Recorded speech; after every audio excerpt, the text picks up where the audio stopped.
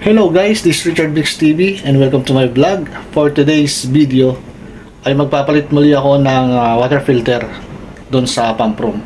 So sa hindi pa nakakapanood ng video ko kung paano magpalit ng water filter, so samahan niyo ako sa video ito para may pakita ko sa inyo kung paano magpalit ng water filter. So tayo sa pump room para maumpisahan natin ang pagpapalit ng water filter. Alright.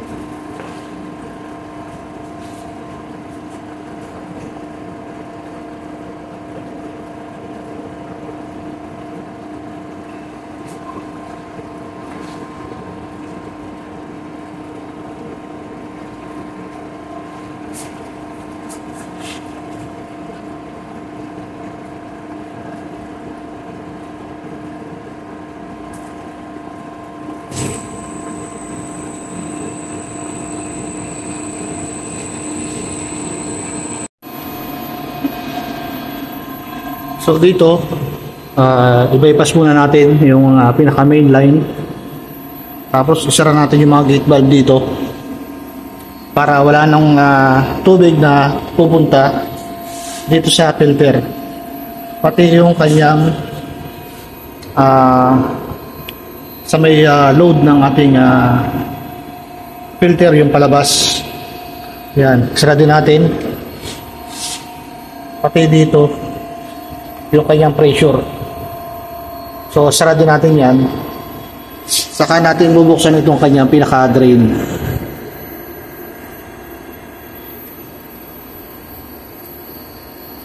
So yun, nakikita nyo bumagsak na yung pinaka pressure nya.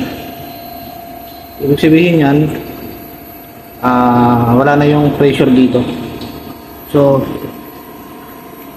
maluwag na itong matatanggal itong mga bolt nya dito sa cover ng kanyang tank. Kahit kamay na lang natin yan. Yan.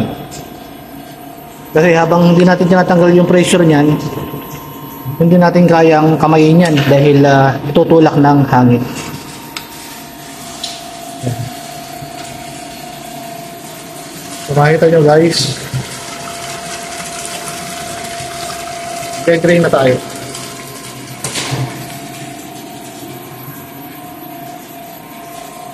Ngayon, dito naman tayo sa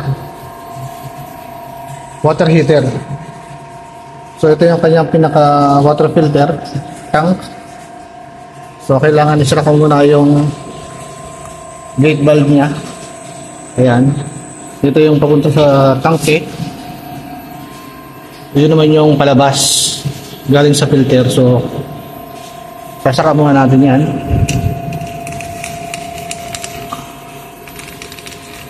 Itong isa.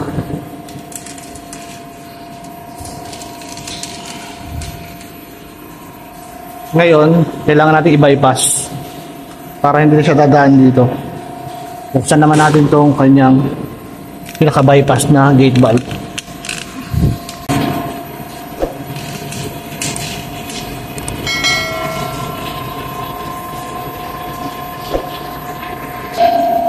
Ngayon, buksan na natin itong kanyang drain. Ito yung gate valve na kanyang drain. So, makikita nyo sa ating yan. So, pwede na natin itong luwagan gamit ang ating yan, kamay. Maluwag na yan basta na-release na natin yung pressure.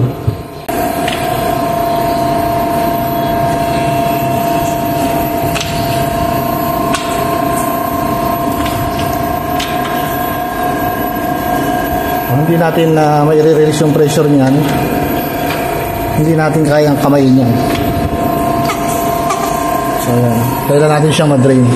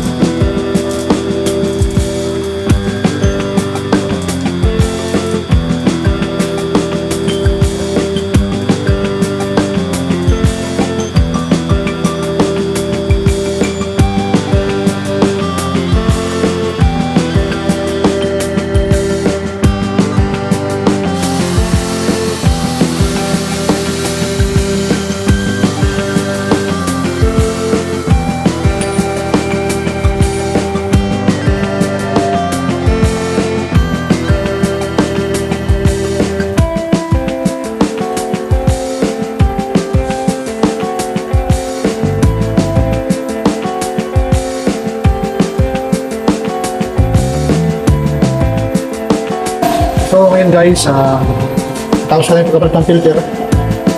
So buksan ko na yung mga gate valve niya. Ayan, ito yung papasok. Punta sa filter. Pati naman yung palabas. Tapos isinara ko na rin itong bypass niya. So tingnan lang natin kung meron siyang leak.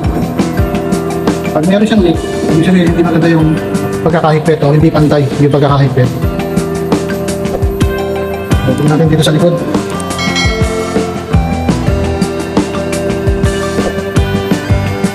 Ayun nyo guys, wala naman siyang leak. Dito naman sa ating pole. Dito naman. Yan, marami siyang kalas.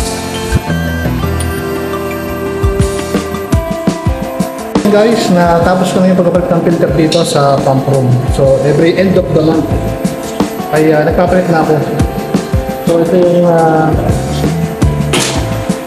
filter na pinagpalitan. Sobrang dumi na. Kulay kalawang na siya. So, ngayon, linisin ko lang itong mga filter na luma. Lagay ko sa plastic bag. Tapos itatapon ko na sa labas, dahil sa labas, para hindi na tumulo rito sa loob. Alright.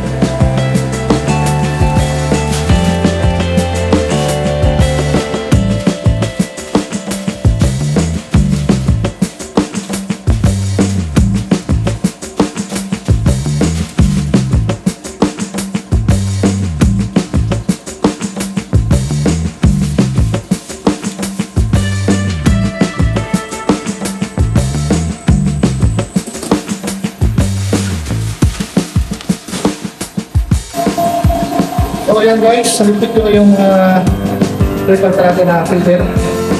So dito na sa Arabia o sa postcard. So ngayon, sabay ka sa labas. So hindi na napakita yung pagkatapon sa labas.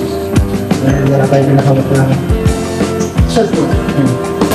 So medyo hinihingal pa ako guys. Ayan. At sasara ko na rin itong